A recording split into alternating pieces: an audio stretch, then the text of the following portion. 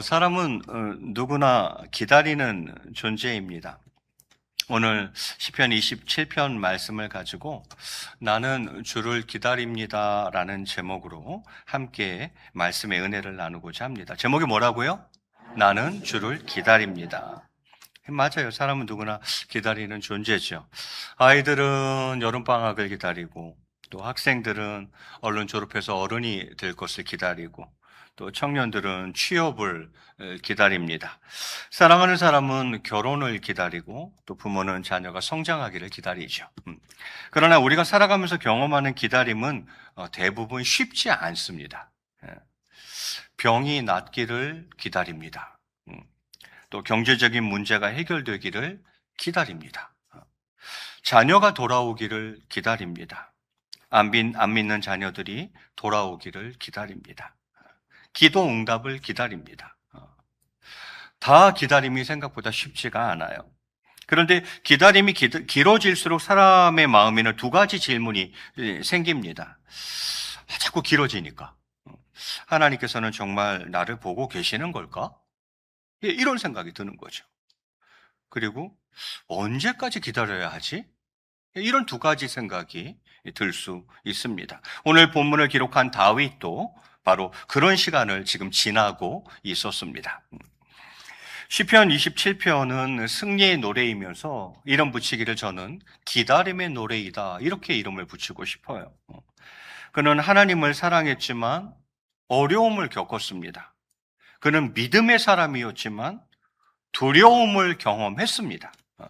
그는 왕으로 기름 부음을 받았지만 오랫동안 광야에서 도망자의 삶을 살았습니다. 그런 가운데에 다윗은 마지막에 이렇게 고백하는 거예요. 나는 하나님의 선하심을 보게 될 것을 믿는다. 13절과 14절에서 그가 이제 그렇게 얘기하는 것 아닙니까? 나는 하나님의 선하심을 보게 될 걸 믿어.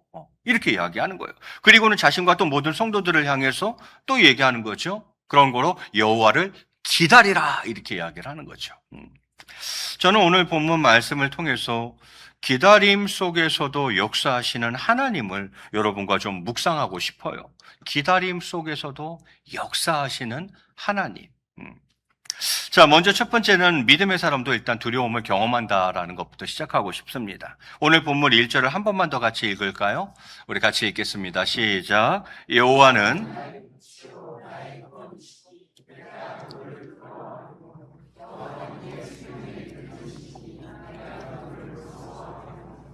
다윗이 이렇게 시작하고 있어요. 여호와는 나의 빛이요 나의 구원이시니 내가 누굴 두려워하리요? 여호와는 내 생명의 능력이시니 내가 누구를 무서워하리요? 그런데 여러분, 이 말은 반대로 이야기하면 두려움이 있고 무서움이 있다는 것이죠. 다윗은 두렵고 지금 무서운 것입니다. 아니, 두려움도 없고 무서움도 없으면 굳이 이런 얘기 뭐하러 해요? 이런 얘기를 자체를 할 필요가 없죠. 그런데 이 말을 했다는 것은 뒤집어 생각해 보면 지금 다윗이 두려움이 있고 무서움이 있다는 거죠. 그래서 그것을 다윗은 지금 이겨내려고 하는 것입니다. 이걸 지금 이겨내려고 이런 말을 하는 거예요. 예. 많은 사람들은 믿음이 좋으면 두려움이 없어야 한다고 생각합니다. 그러나 성경은 그렇게 말하지 않습니다. 믿음의 사람도 두려움을 느낍니다. 예. 다윗도 두려웠어요. 왜냐하면 원수들이 자신을 죽이려고 합니다. 정적이라 그러죠. 정치적인 대적들, 정치적인 대적들이 계속 다윗을 죽이려고 합니다. 특별히 사울 왕이 자신을 죽이려고 집요하게 추격했습니다. 또한 가까운 사람들에게 배신도 당했습니다. 심지어는 아들도 날 죽이려고 하고 있어요. 그는 실제적인 위험 속에 있었습니다. 그러나 이제 중요한 것은 두려움이 아닙니다. 중요한 것은 두려움 앞에서 내가 어디를 바라보느냐입니다. 다윗은 문제보다 하나님을 바라보았습니다. 세상은 뭐라고 이야기합니까? 문제를 봐라. 정신 차려. 문제를 봐. 네 문제가 뭐야? 문제를 보라고 자꾸 이야기를 하죠. 그러나 믿음은 말합니다. 하나님을 봐. 하나님을 보라고 자꾸 얘기를 하죠. 우리가 인생을 살다 보면 정말 거대한 문제를 만날 때가 있습니다. 건강 문제, 경제적인 문제, 가정의 문제가 있고 관계의 문제. 그때 사람들은 문제를 계속 바라봅니다. 그런데 그러면 문제는 점점 더 크게 보입니다. 이제 그 상황에서 계속 문제를 보면 문제가 점점 더 크게 보이는 거죠. 그러나 하나님을 바라보면 상황이 달라집니다. 문제가 사라지는 것은 아니지만 하나님께서 그때는 더 크게 보입니다. 이제 하나님이 점점 더 크게 보여요. 그래서 1절에서 다윗은 이야기하는 거예요. 여호와는 나의 빛이라고 말하는 것 아닙니까? 여러분, 빛이 오면 어둠은 물러가게 되어 있어요. 빛이 오면 어둠은 물러가게 되어 있는 거예요. 어둠과 싸우는 방법이 뭡니까? 어둠과 싸우는 방법은 막 내가 어둠을 공격하는 게 아니에요. 그럼 뭐 어둠이 없어집니까? 어둠이 사라집니까? 아니라는, 그냥 불 켜면 되는 거예요. 어둠을 이기는 방법, 그건 어둠을 공격하는 게 아니라 빛을 켜는 것입니다. 그래서 다윗은 이야기합니다. 여호와는 나의 빛이요. 하나님을 바라보는 거예요. 문제를 보면 문제가 점점 커져요. 그런데 똑같은 상황이지만 거기서 하나님을 보면 하나님이 점점 커져요. 그 하나님이 내 마음에 빛을 비추면 두려움과 무서움은 사그러드는 거예요. 사라져 가기 시작하는 거죠. 여러분, 우리의 인생도 마찬가지 아닐까요? 문제를 바라보는 것이 아니라 하나님을 바라봄으로 말미암아 하나님의 빛이 비추면 두려움은 물러가기 시작합니다. 무서움은 그 힘을 잃고 사라져가기 시작합니다. 마치 어두운 방에 불을 켜면 그 어두움이 사라지듯이. 그래서 다윗이 가장 사모한 것은 사실 하나님 자체였습니다. 다윗은 무엇을 구했습니까? 원수의 멸망입니까? 왕좌, 자신의 왕의 자리가 회복되는 것입니까? 재산입니까? 건강입니까? 아닙니다. 그는 말합니다. 4절에서 그가 이렇게 이야기하죠. 제가 한번 봉독해 올리겠습니다. 내가 여호와께 바라는 한 가지 일, 그것을 구하리니 곧 내가 내 평생에 여호와의 집에 살면서 여호와의 아름다움을 바라보며 그의 성전에서 사모하는 그것이라, 이렇게 이야기해요. 말이 길어요. 쉽게 이야기하면 무슨 말이에요? 다윗이 가장 바란 것, 가장 큰 소원은 그냥 하나님이었다는 거예요. 많은 사람들은 하나님보다 하나님의 선물을 원합니다. 정확하게 표현하면 하나님을 원하는 게 아니에요. 하나님이 주시는 선물을 원하는 거예요. 하나님보다 하나님의 응답을 원합니다. 하나님보다 문제 해결을 원하는 거예요. 정확하게 표현하면 그래요. 내가 정말 하나님 자체를 바라느냐 이 말이죠. 가만히 생각해 보면 그게 아니에요. 하나님을 바라고 하나님을 구하는 게 아니라 하나님이 주시는 그 선물을 자꾸 원하는 거고, 하나님이 주시는 그 응답을 원하는 거고, 하나님이 주실 그 문제 해결을 원하는 거지 하나님 그 자체를 바라고 구하는 게 아니더라라는 것이죠. 그런데 다윗은 지금 뭐라고 이야기하고 있습니까? 내가 구하고 바라는 것, 나의 가장 큰 소원은 하나님이라고 얘기하는 거예요. 예. 여러분, 성숙한 신앙이 이래서 좀 다른 거예요. 성숙한 신앙은 뭐라고 이야기하냐면 주님만 계시면 됩니다, 이렇게 이야기를 해요. 주님만 계시면 됩니다. 이 고백이 나오는 거죠. 생각해 보십시오. 천국이 있는데 하나님께서 없으시다면 그곳이 정말 천국일까요? 반대로 광야에 있어도 하나님께서 함께 계신다면 그곳은 은혜의 자리인 것입니다. 성도에게 최고의 축복은 환경이 아닙니다. 하나님의 임재입니다. 왕궁에 있어도 거기에 하나님이 나와 함께 계시지 아니하면 행복한 게 아니고, 광야에 있어도 거기서 하나님이 나와 함께 하시면 그 자리가 바로 축복의 자리인 것이죠. 그러니까 하나님의 최고의 축복은 내가 어디 있느냐, 내가 처한 환경이 뭐냐, 상황이 뭐냐가 아니라 하나님의 임재가 있느냐 없느냐예요. 왕궁에 있어도 하나님의 임재가 없으면 행복한 것이 아니요, 광야에 있어도 하나님의 임재가 있으면 바로 그것이 은혜의 자리고 축복의 자리가 되는 것이죠. 이 다윗은 이것을 알고 있었던 겁니다. 그래서 그는 광야에서도 예배자가 될 수 있었습니다.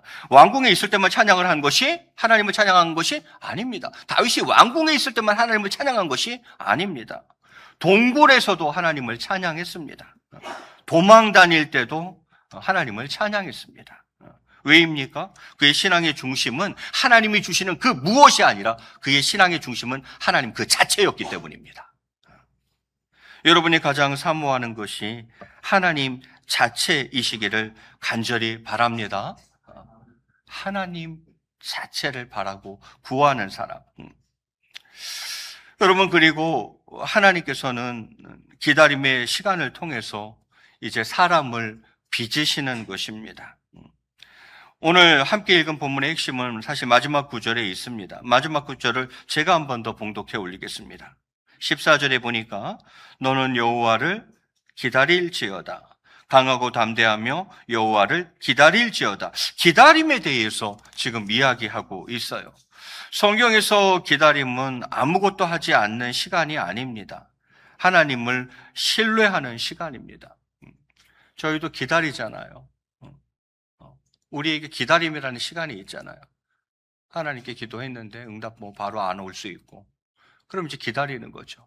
그럼 우리 그 기다림의 시간이 나에게 무엇을 의미합니까? 그 기다림이라는 것은 아무것도 하지 않는 그런 시간이 아니라는 거죠. 그 시간은 바로 하나님을 신뢰하는 시간인 거죠. 다윗은 오랫동안 기다렸습니다. 골리앗 쓰러뜨리고 소년 시절에 왕으로 기름 부음을 받았습니다. 그러나 곧바로 왕이 되지 않았어요. 수많은 세월을 기다렸습니다.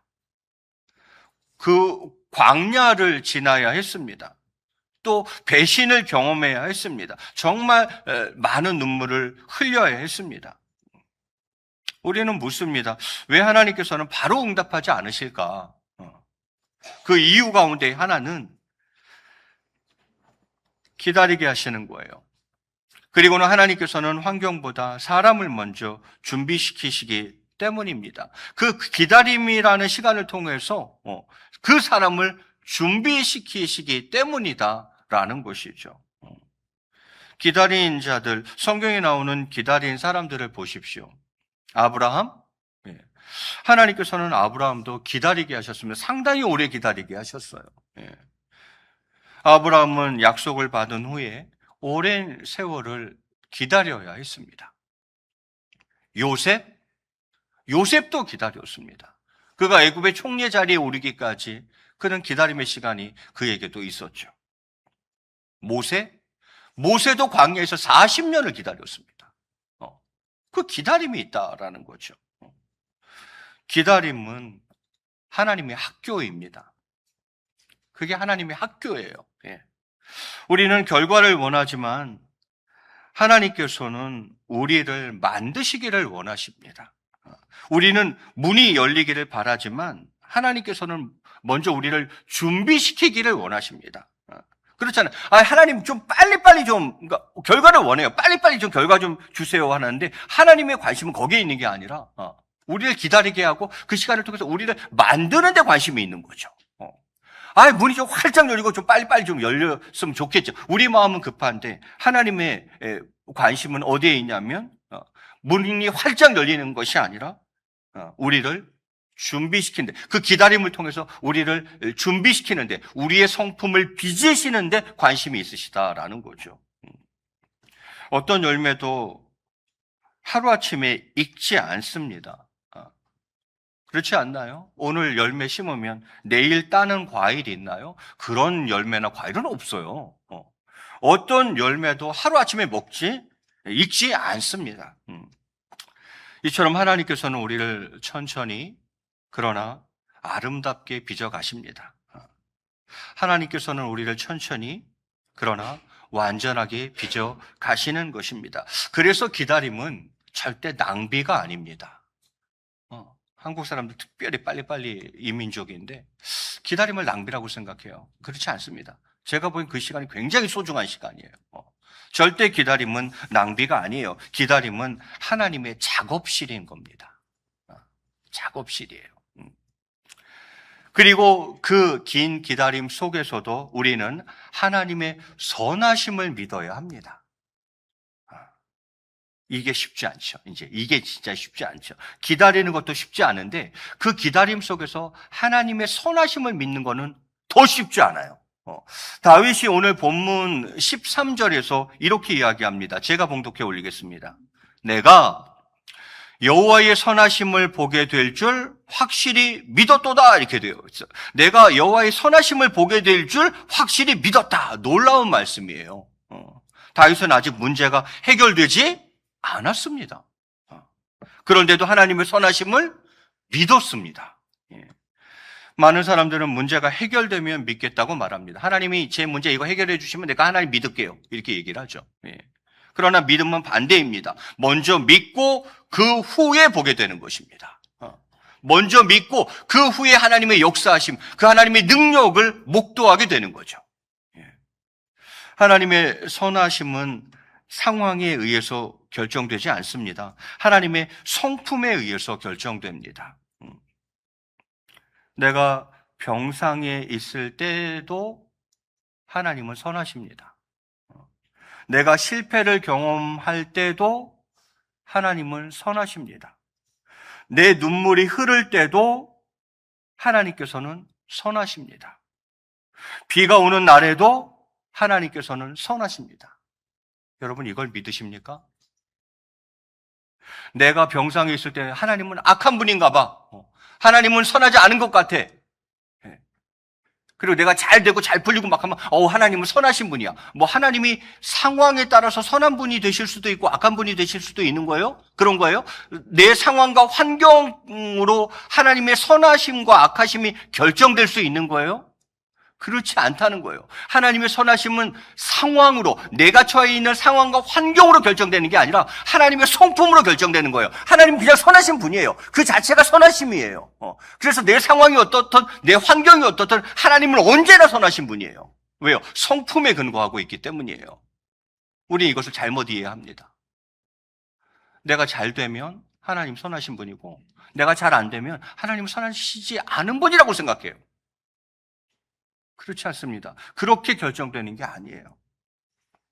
비가 오는 날에도, 내 인생에 비가 오는 날에도 하나님께서는 여전히 선한 분이신 거예요. 내가 병상에 있을 때에도, 내가 실패를 경험할 때에도, 심지어 내 눈물이 줄줄 흘러내릴 때에도 여전히 하나님께서는 선하십니다. 그분은 선하신 분이에요. 십자가를 생각해 보십시오. 예수님의 제자들은 십자가를 실패로 봤습니다. 끝났다. 우리가 그렇게 쫓아다니던 저 예수가 십자가에 못 박혀 죽었다. 게임 끝.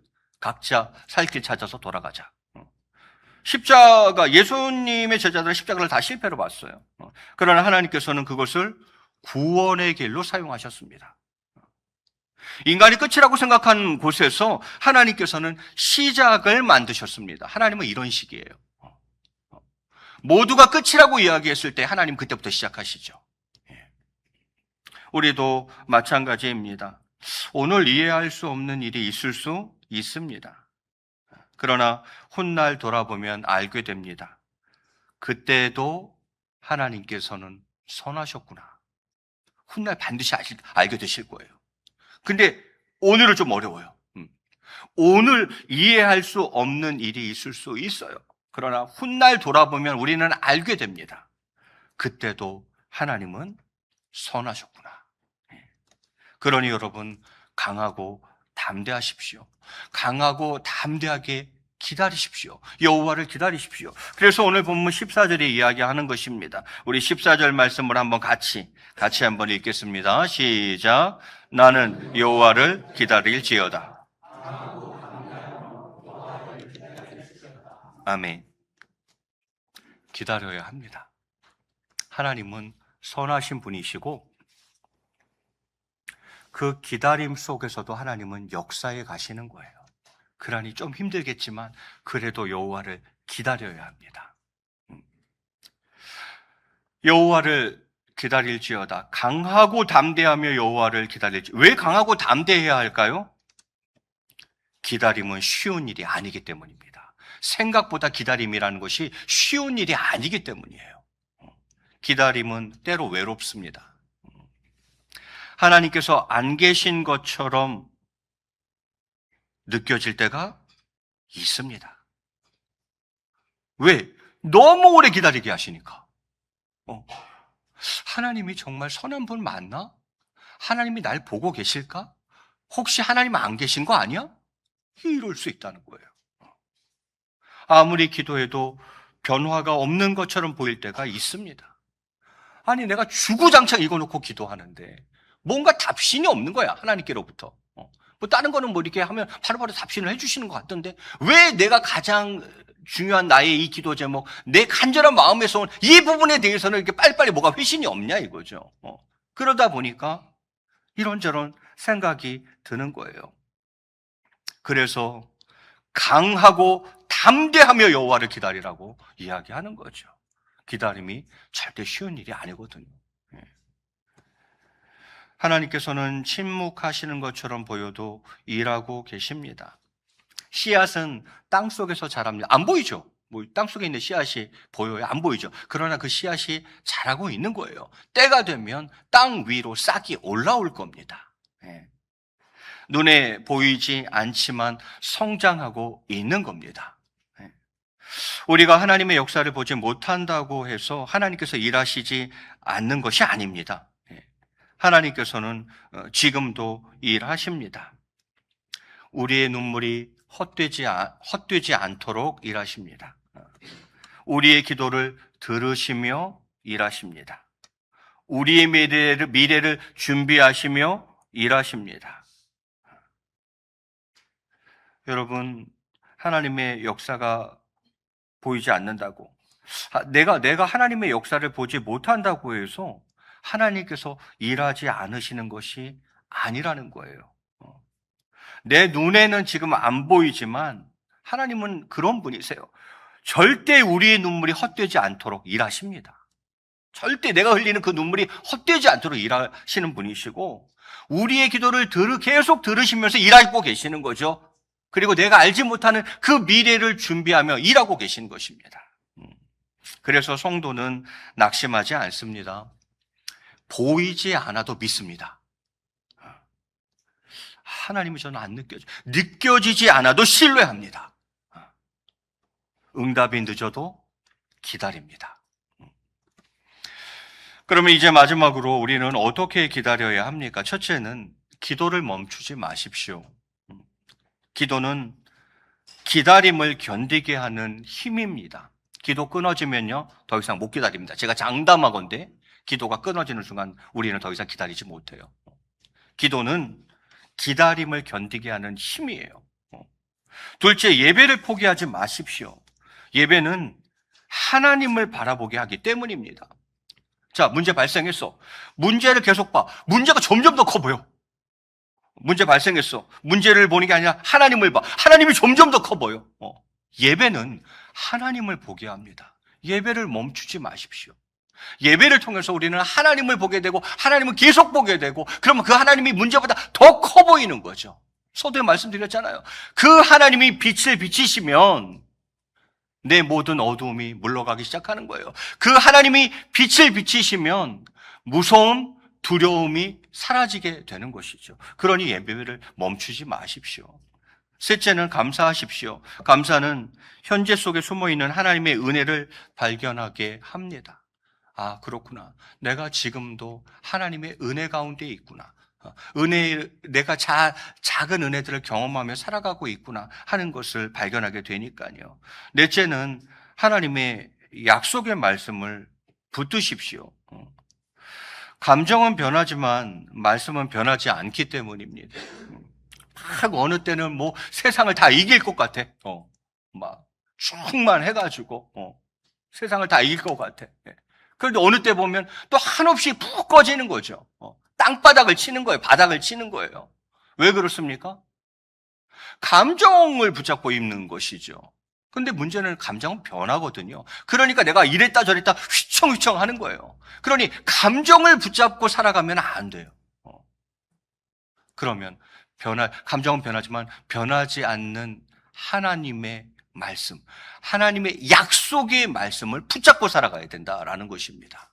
왜요? 그거는 영원토록 변하지 않거든요. 어제나 오늘이나 동일하며 영원토록 변치 않는 것은 하나님의 말씀이거든요. 그러니까 그 말씀 붙잡고 승부 보셔야 돼요. 내 감정 붙잡고는 승부 안 납니다. 하나님 말씀 꽉 붙잡고 그거로 내 인생의 승부를 보셔야 되는 것이죠. 마지막 5번째는 끝까지 소망을 놓지 마십시오.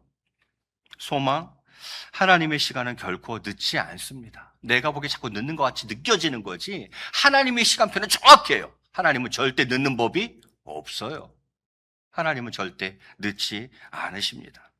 이제 말씀을 맺을까 합니다. 사랑하는 성도 여러분, 오늘 여러분은 무엇을 기다리고 계십니까? 병의 회복? 자녀의 변화?